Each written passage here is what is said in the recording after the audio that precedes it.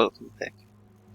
Today I'm going to be playing some of the Tower of Adversity.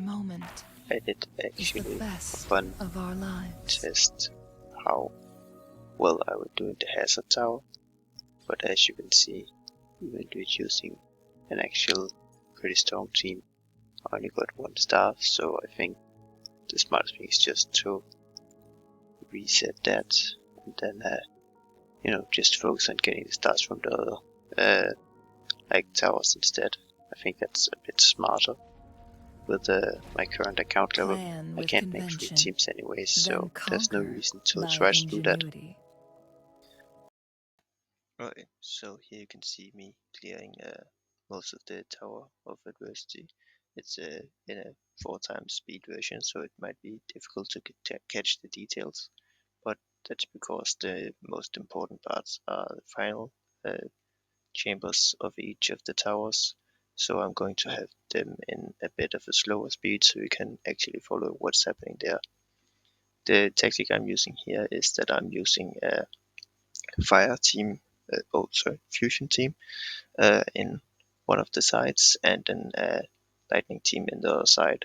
And I'm using Baishi for a lot of these fights because Purina is my best support. So I will want to save her for the more difficult fights, and I'm using Baishi for the other fights instead. So what you're seeing is Baishi using Marina's build. I just gave her the weapon and the echoes that Marina normally has, and you can see that she's performing decently. She's keeping the team alive, and she's of course giving the buff from the echo set. Outside of that, my Encore and my Yenlen are sharing the same weapon, which is the String Master, so I switch between who's using that weapon when I switch sides. Other than that, there's not much of a note in these clears. They were pretty easy. The difficult stuff is coming after this. Okay, so here you can see me putting on my fire team, but sadly I'm going to fight the Inferno Rider because the current floor 4 in the Tower of Diversity has the Inferno Rider on the side where you should use the Glacial characters, because of course Jessia is a Glacial character and she's the newest character, so they have made a side that she will be very very good for, and the other side is made for with like you had to use lightning because the new lightning character is coming out in the next part of this patch. So I'm using my lightning team on that side because I thought that would be more reasonable. But this of course leaves my fusion characters to deal with Inferno Rider, which is not a good situation since he has a lot of fusion resistance. So as you can see, the clear is taking a very very very long time, and I think this is just unfortunate circumstance. I was considering trying this the other way around, but in the end I didn't want to because I could see I would not be able to get more rewards from doing that, so it would just be meaningless gameplay. So instead you have to watch me very very painfully kill this Inferno Rider. I'm sorry for that. I hope when this next resets, maybe we can have some enemies that don't resist like either fusion or lightning. I would prefer that because then I might actually have a chance to get some more rewards. Now this is the side where I should actually be succeeding because it has a lightning damage boost and I'm using 2 lightning damage dealers, pretty good lightning damage dealers even.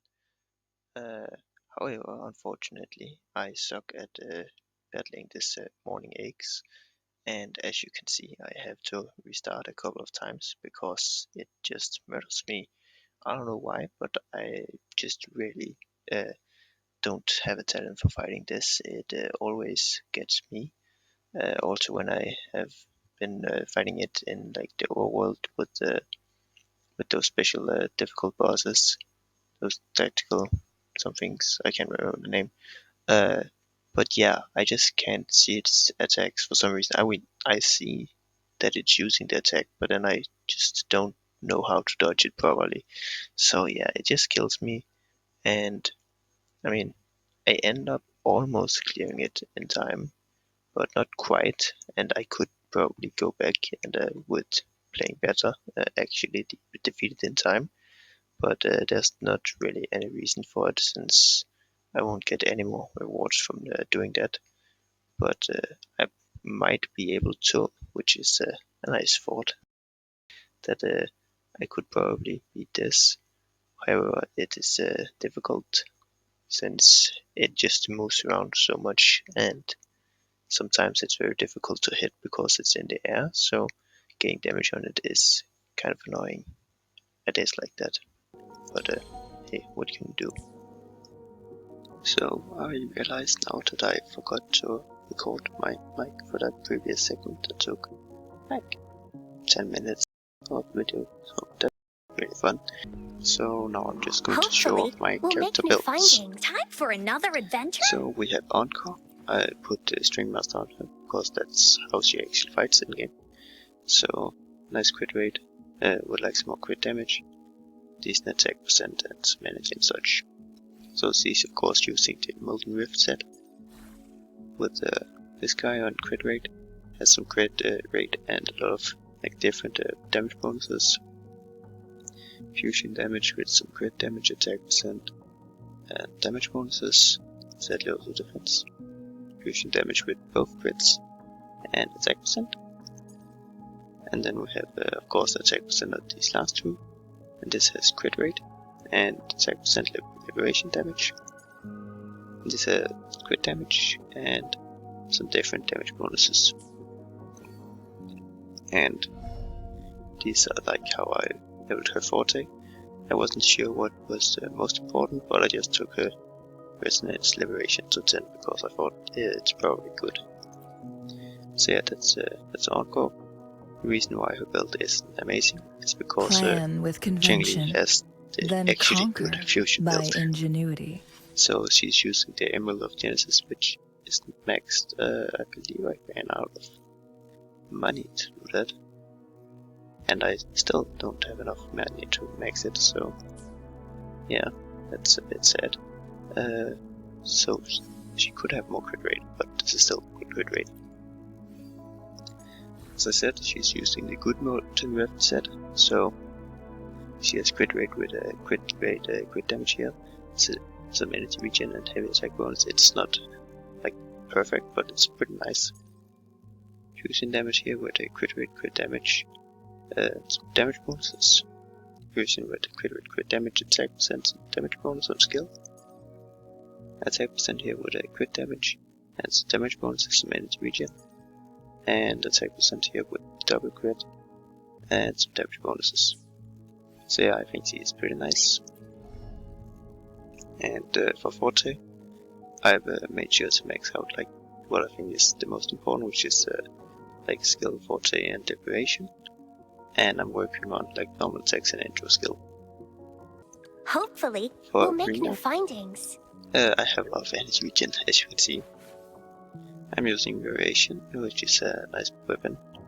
Should probably try to like upgrade it, but for now the lady is where it's at. So she restores some concerto energy with the weapon, which is very nice. It's a very good support weapon, so if you have this, definitely use it on her.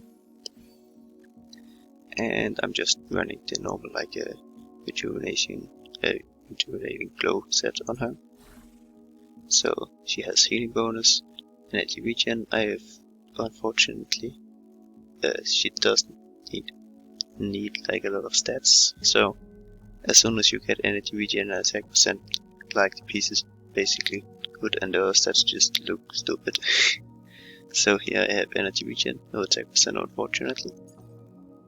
Energy regen and some flat attack, no attack percent. And these I haven't like leveled as much because I don't think it's super important, but this is energy regen, this is attack percent. So in total she has a good amount of energy regen, which I'm pretty happy with.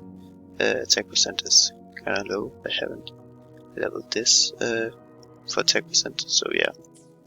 Fortes are a bit neglected because they mostly boost healing, and I don't find healing to be that necessary.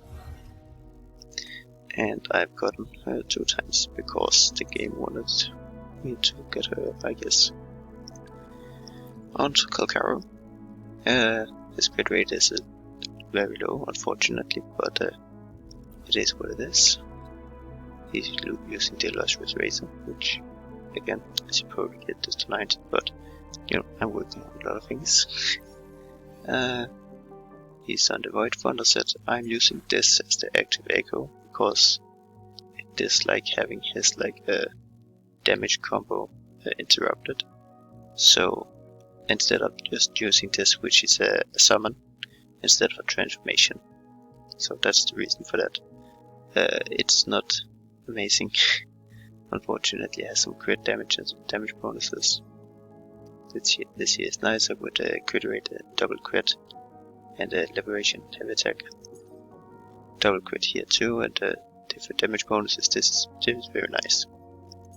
This is just a single crit and some damage bonuses. Not that great. And this is 1 crit attack percent and some damage bonuses. So yeah, it's okay. And his forte is also a bit neglected compared to like the main characters, but I'm working on it. He'll get up there. No rush. Then finally, The impatient ones will fall right into our lap. Looks very bad until I gave her this. I was like, why is the crit rate so low? There, it looks better. So I was using crit rate on her here until I started overcritting, so now I'm using crit damage instead. So this piece is not amazing because I just had to throw on something. But still pretty good. It has crit rate, attack percent, duration, damage bonus, so it's kinda nice. This has a double crit, resonance, liberation, skill, and attack percent. Again, very nice piece.